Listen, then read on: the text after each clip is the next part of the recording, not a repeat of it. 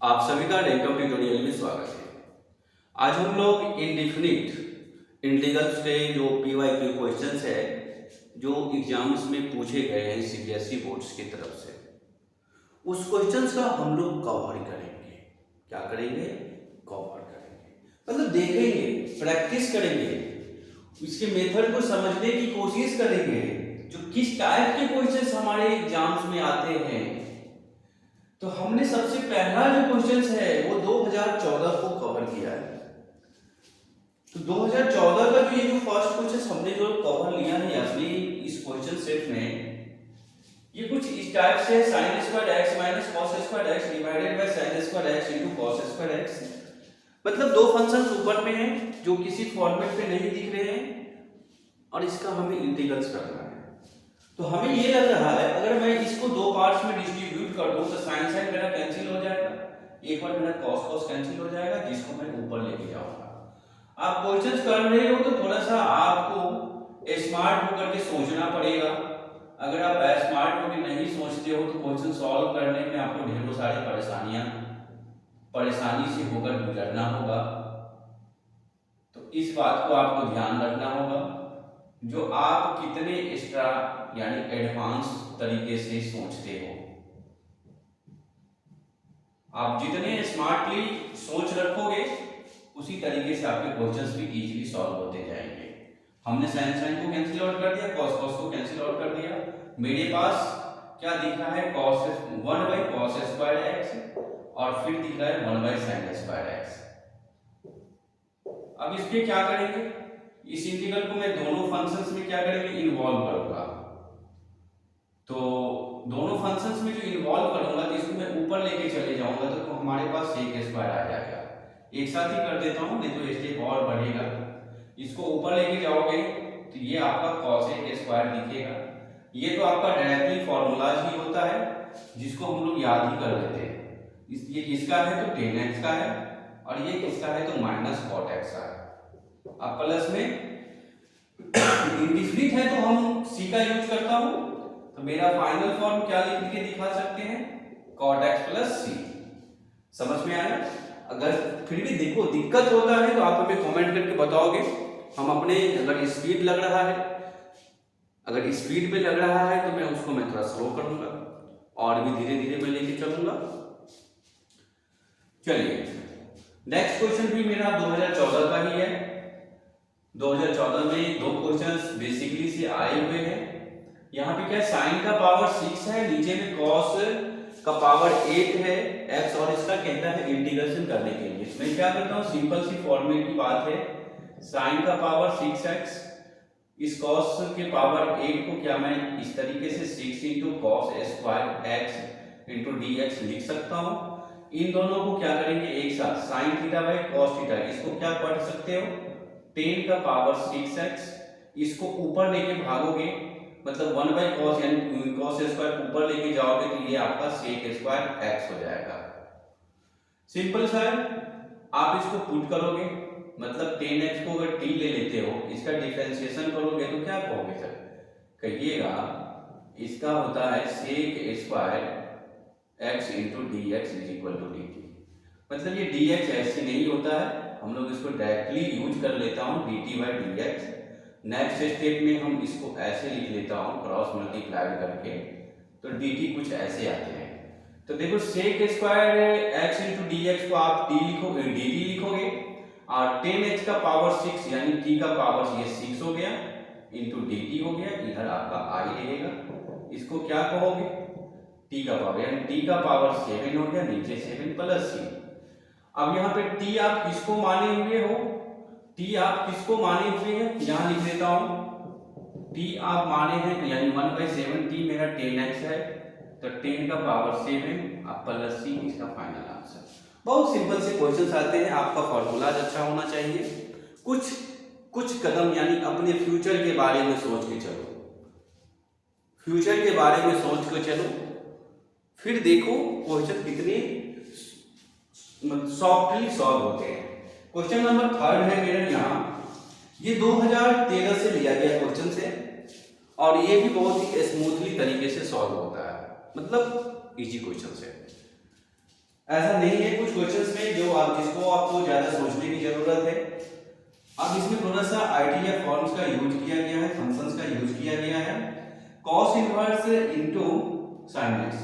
वैसे आप अगर मैं हमसे पूछिएगा सर इस बोर्ड में जो आपने ये 5 क्वेश्चन सिलेक्ट किए हैं इनमें सबसे अच्छा सा क्वेश्चन कौन सा है, तो मैं कहूंगा क्वेश्चन नंबर 3 है। क्वेश्चन नंबर 3 है। क्यों है 3 ऐसा? क्योंकि इसमें कुछ प्रॉपर्टियों का यूज है। कि कौन से प्रॉपर्टी का यूज है? तो एक इनवर्स है, दूसरा सिंपल सा ट्रिग्नोमेट्रिक फंक्शन है, मतलब आइडिया फॉर्म का यूज है, यानी इनवर्स ट्रिग्नोमेट्रिक फंक्शंस का यूज है। आपको उसे इजी तरीके से सॉल्व करना है।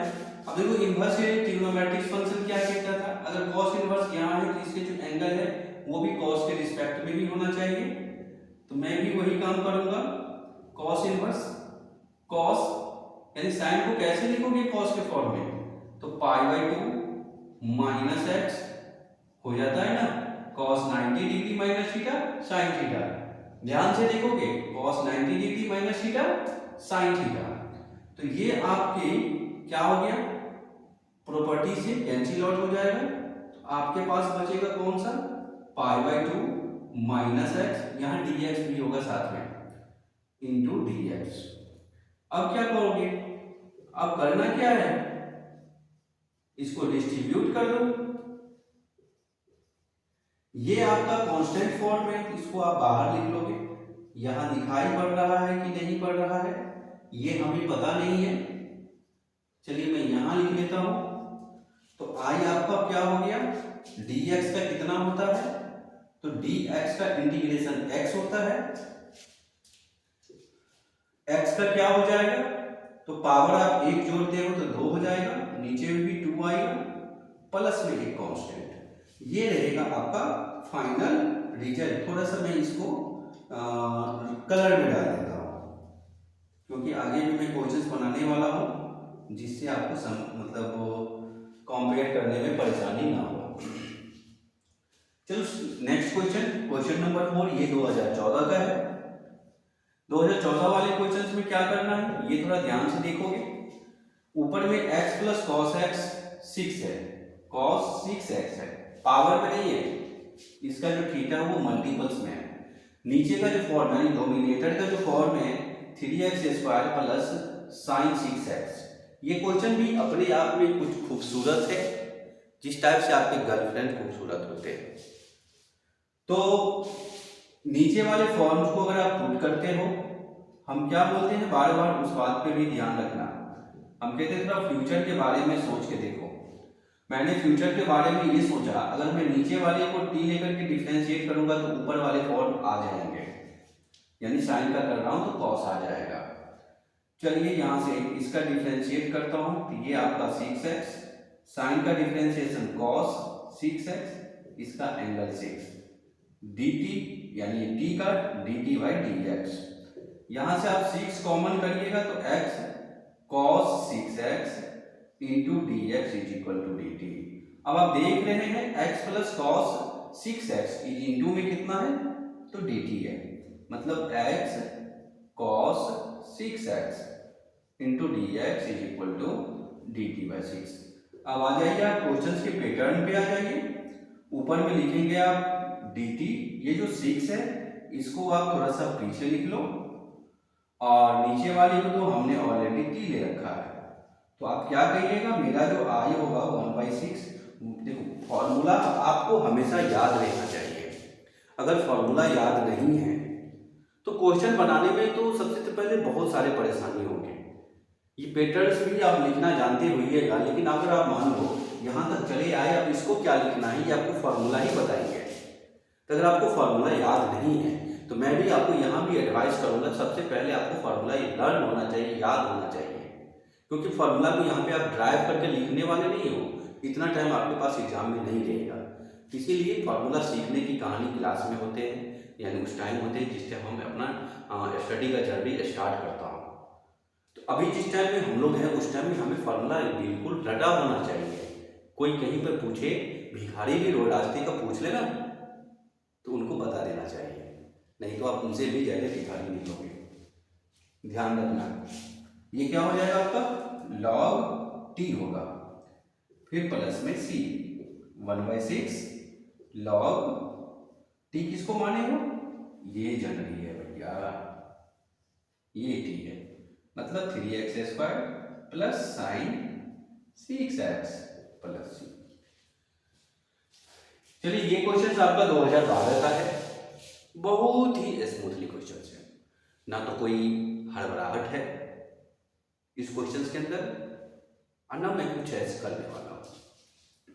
आप अगर इसको जनरली देखोगे, जो बच्चे फ्यूचर्स के बारे में नहीं सोचते हैं वो क्या करेंगे, थोड़ा सा मैं बता देता हूँ। इस साइन को अलग लेके जाएंगे, यानी ऐसे लिखेंगे sin² इंटू, सर करते आ रहे हैं, क्लास में भी बताते आ रहे हैं, इसको डिस्ट्रीब्यूट कर देना, इसको मैं लिख लूँगा cos²x, फिर यहाँ पर लिख लूँगा sec² इंटू dx², ऐसे करके लिख लेंगे। फिर वो क्या करेंगे, बगल वाले के पूछेंगे, अरे सुनना सुनना सुनना, इसका फॉर्मूला क्या होता है, ऐसे करके वो कमेंट करेगा अपने साथियों को, खुद तो फेल करेगा, खुद तो फेल होगा लेकिन और दूसरों को भी फेल कराएगा। ठीक है, तो आपको थोड़ा फ्यूचर के बारे में सोचना है, आपके बारे में आपकी गर्लफ्रेंड क्या सोच रहे हैं, ये चीज आपको ध्यान में रखना है। अब यहाँ पे देखो, ऐसा तो मैं इसको कर नहीं सकता हूँ विदाउट फ्यूचर, यानी यहाँ पे 1 है, 1 को ट्रिग्नोमेट्रिक फॉर्म में कैसे लिखते हो, तो sin² plus cos² divide by sin² into cos² into dx। अब इसको फर्स्ट वाले क्वेश्चन के जैसे क्या करना है, तो डिस्ट्रीब्यूट कर देना है। अब यहाँ पे मैं इंटीग्रल के साइन के साथ ही लिख लेता हूँ ताकि स्टेप थोड़ा मेरा छोटा हो जाए। फिर यहाँ पे प्लस का जरूरी है, इसको भी मैंने लगा दिया, यहाँ पे आपका आ गया sin² cos²। देखो ये cos कैंसिल, ये साइन कैंसिल, 1/cos को क्या लिखे हैं, फर्स्ट क्वेश्चन में भी मैंने बताया हूँ sec² इंटू dx, और ये आपका cos² इंटू dx। ये किसका होता है, तो tan x का होता है, ये किसका होता है, तो माइनस cot x का होता है। ये सब फॉर्मूला अगर आप याद नहीं रखते हो तो ढेरों सारे परेशानी होने वाले नहीं सोचिए, इस बात को आपको समझना होगा। अगर आप फॉर्मूला याद रखते हो तो आधी प्रॉब्लम आपको कंप्लीट है, इसके बाद आपको प्रोसेस सीखना है, क्वेश्चंस को कैसे सॉल्व करना है, ये सारी स्ट्रेटेजी आपको सीखना है। कुछ प्रैक्टिस है, कुछ PYQ है, कुछ बुक्स है, सभी को आपको सॉल्व करना होगा। इसके बाद आप अच्छे नंबर्स, अच्छे मार्क्स लेकर के आते हो। तो ठीक है साथियों, मैं आज के जो फर्स्ट वीडियो है, हमने जो इंडिफिनिट इंटीग्रल्स का जो PYQ क्वेश्चंस का जो सीरीज स्टार्ट किया हूँ, इसमें मैं ओनली फॉर 5 क्वेश्चंस का ही क्या कहते हैं जो फर्स्ट लेक्चर्स में कवर किया हूँ। अगले वीडियोज में मैं इससे ज़्यादा क्वेश्चंस को कवर करूँगा, जिससे आप लोगों को जल्दी से जल्दी सिलेबस की कवर हो सके, क्योंकि 1 ईयर्स के तो क्वेश्चंस है नहीं, 1 ईयर्स के क्वेश्चंस का तो मतलब हमें सॉल्व करना नहीं है, मिनिमम 10 ईयर्स को मैं क्वेश्चंस को कवर करूँगा, ये आप ध्यान रखिएगा। अगर हम 10 ईयर्स के क्वेश्चंस को आपके लिए कवर कर रहा हूँ तो आपका रिजल्ट अच्छा होगा, इस बात की हमें भरोसा है। ठीक है साथियों, मिलेंगे अगली क्लास में, अगले लेक्चर्स में, तब तक मैं दीजिए इजाजत। जय हिंद,